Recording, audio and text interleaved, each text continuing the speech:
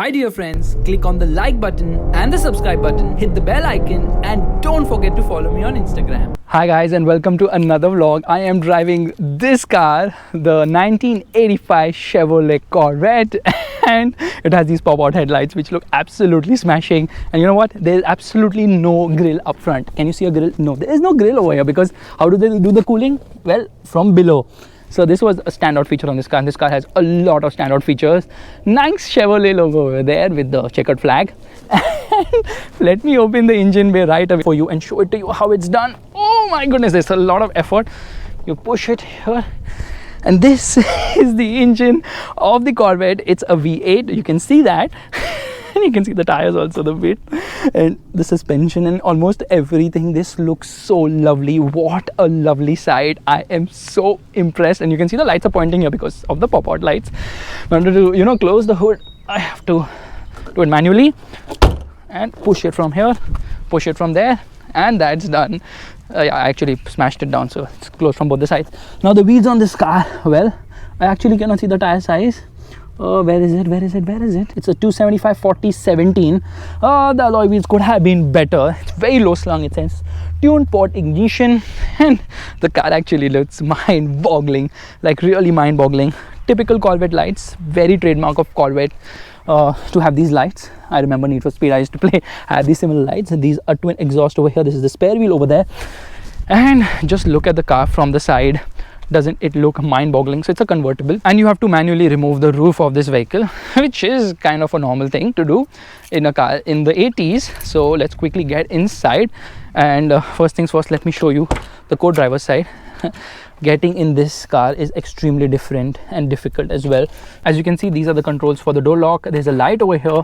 This is the handle to open the car, and it's got an audio system from Bose, and audio quality is also very good. So this is actually the airbag, and this is an aftermarket unit, but this is an airbag which is big. There's no glove box on this car. The seats are nice and supportive. They're wide enough and good amount of padding. This is manually adjustable, and you get a visor here as well.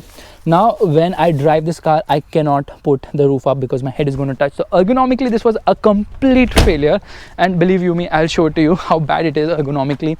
So firstly, let me show you this cool feature of the car, the convertible part of things. Press this button, opens the rear glass, and then you have to manually hold it, otherwise it keeps falling. You can remove this to press this button to deactivate. Okay, everything is very difficult here right now because this is an old car, and then you remove this and put it back there. So that's how this one works. That's closed. What a beautiful looking car. Now I'll tell you some very quirky features of this Corvette. First and foremost, this is the handbrake. It's placed over here, and you want to deactivate it, you press it like that. That's done. Speaker over here. These are the controls for the door lock, and these are actually the controls for the wiper. I kid you not, these are the controls for the wiper. They're placed over here. Like really, who must have thought about that? Seat is very comfortable, gets electric adjust. I am not even kidding you. So here we are right inside. So these are the buttons.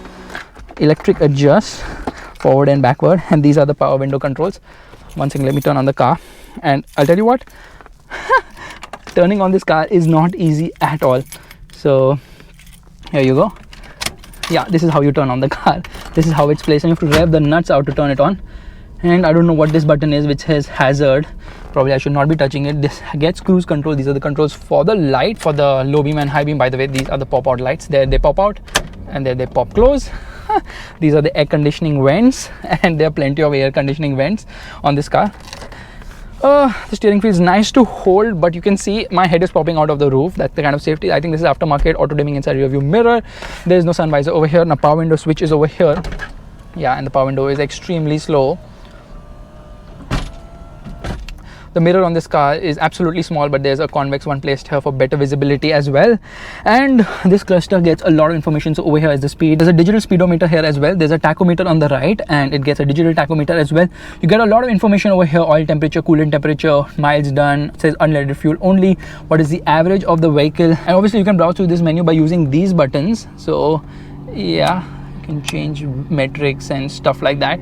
Instantaneous fuel consumption, what is the range like, and range is saying to 11 miles. So that's kind of cool. It says service engine soon. This is an audio system which is aftermarket, so there's no point of me actually even playing it. There's space to keep stuff over here. There's a lot of space to keep stuff here as well, and this is under the armrest. Comfortable car, definitely. And I don't even know what this is, so I'm just going to leave that alone. Let me shift into gear so I can show you the air conditioning controls. These are the air conditioning controls, again very quirky and different on this car. So like everything feels so different. Let me see if I can use the wiper fluid. Oh god, the wipers are other side and they are extremely slow, like really very slow. I don't think so I will be able to use the washer fluid on this car. Nope. Oh yeah, there's the washer fluid. The water comes out extremely slowly, and that's how it actually works. But it works. That's a good thing, because this is a 34-year-old car. So this car says Corvette over here, and overall the cabin feels really nice and sporty.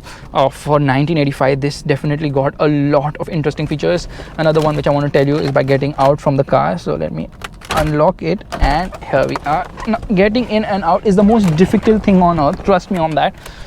So you push the seat over here. There's this button to move it around. You can see this button, and there's storage space here as well. There's an amplifier which has been installed aftermarket, so you can keep knick and knacks over there because there is no boot as such. So the horn, it doesn't work on this particular car. So as you can see, very interesting vehicle. But how is it to drive? So let's get driving.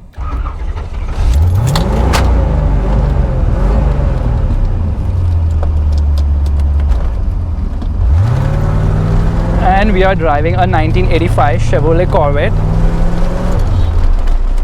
And my goodness, it feels so raw.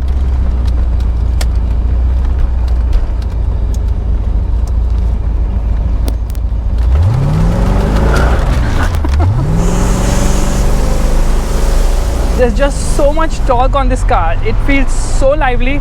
But you know, when you put the throttle right away, it just doesn't catch pace. Like you have to bury your foot into the throttle to get going, and it feels so heavy in the sense that, you know, everything feels like raw and muscular. It's like a muscle car. I think before the Camaro, Chevrolet was like, okay, let's make a muscle car with the Corvette itself. The steering has a lot of feel and feedback. So this is a 2-spoke steering wheel, but the ride is very choppy. It just doesn't maintain a straight line. You have to continuously keep correcting the steering, but bury the throttle and it rewards you with an insanely good noise. So here we go. And this motor, it's a V8. I don't know what is the displacement like, but produces around 250 horsepower in 1985. Now it would be somewhere around 130 horsepower. It's not a motor which likes to rev, because 5000 RPM is where the red line kicks in. But yes, it does pick up pace quite well, and the brakes are also good, although yeah, not quite there.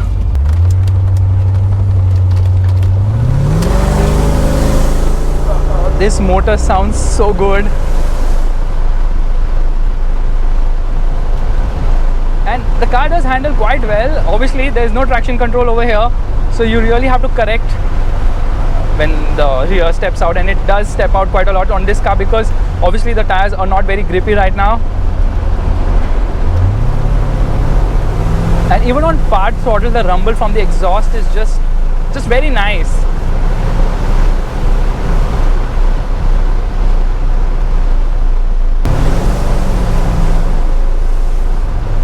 This is actually the essence of an American car. I mean, it's making you do a lot, but it's also rewarding you because it feels so much fun to drive. It feels sure-footed, and definitely it lets you play around with the tail. No electronics over here. That's the best part about this vehicle.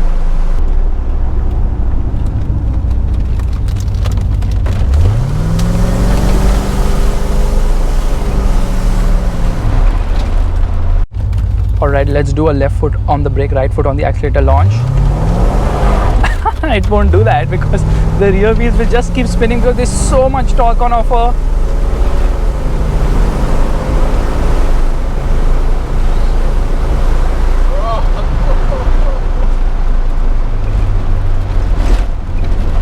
A lot of vibrations coming from the car, obviously because it is old and it's like 34 years old. But yeah, it drives pretty well. The engine seems in a very good condition right now.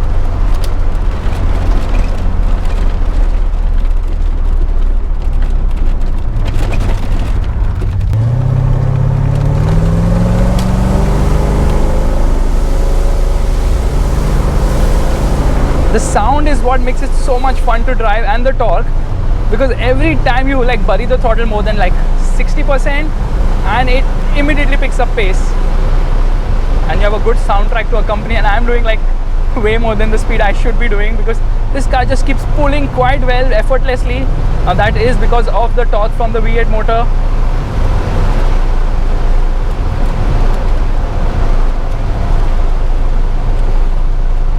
The handling too is very sure-footed, body control is well done, steering is well weighed, and the brakes obviously could do with better stopping power. Top speed on this car is around, I think, 200 kilometers per hour, which was quite good back in those days. And honestly, there are a lot of these cars which are up for sale, so you can get one if you're looking to buy an old classic. Affordable on the pocket, yes, but you will have to put in a lot of effort to, you know, keep it running properly, because obviously these cars need much more maintenance. Good to go. And here, heavy on the throttle, and it completely spins. It's just too tail happy, and yeah, I can smell some rubber as well. So guys, this is the Chevrolet Corvette. Now the latest one is insanely fast, too much power, I think around 700. This one back in the day was producing a lot of power too, and is an immaculate fun machine.